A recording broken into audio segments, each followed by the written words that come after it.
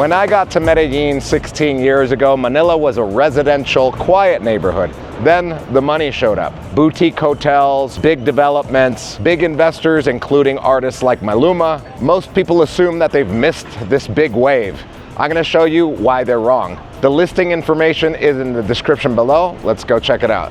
You walk in here and the first thing you think is that this doesn't look like an Airbnb rental. Wide open living areas with large windows on two sides, treetop views, and a custom-built TV wall with warm wood niches and individual lighting. Light wood flooring throughout. The whole space flows from the front door straight into the kitchen. Open, bright, nothing in the way.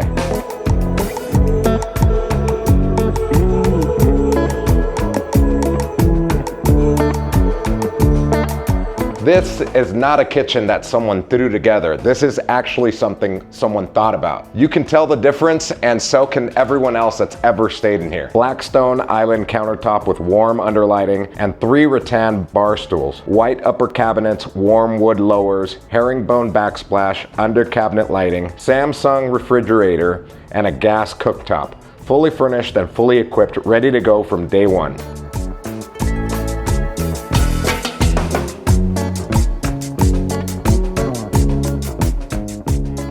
And right next to it, a little nook that no one saw coming.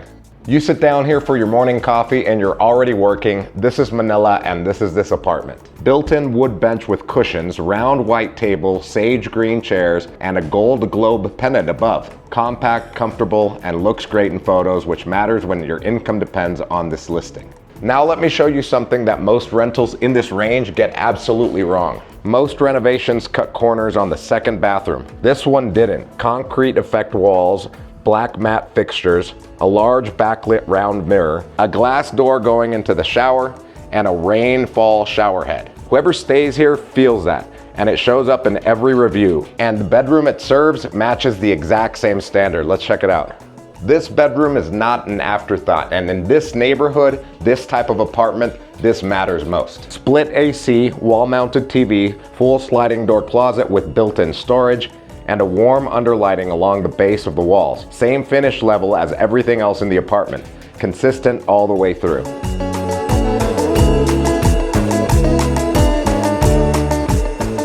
This guest bedroom is just the warm-up. The master bedroom is a different story entirely. Let's go. Most Airbnbs play it safe. Neutral walls, basic furniture, never committing to anything. This one made a decision and it paid off.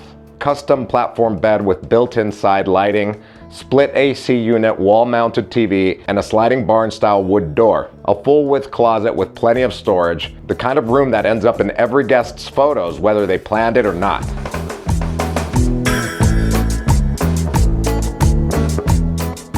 Does this master bedroom change it for you? Yes or no in the comments. And then you walk into the bathroom and it stops making sense as a rental apartment in the best way possible. This bathroom has no business being in a rental apartment. Concrete walls, black matte and gold fixtures, a large LED backlit mirror, and a frameless glass shower door with a rainfall shower head.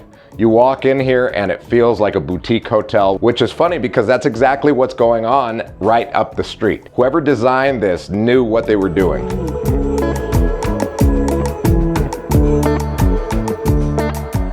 Most people asking about Manila think that they've missed it, but here's what they need to understand.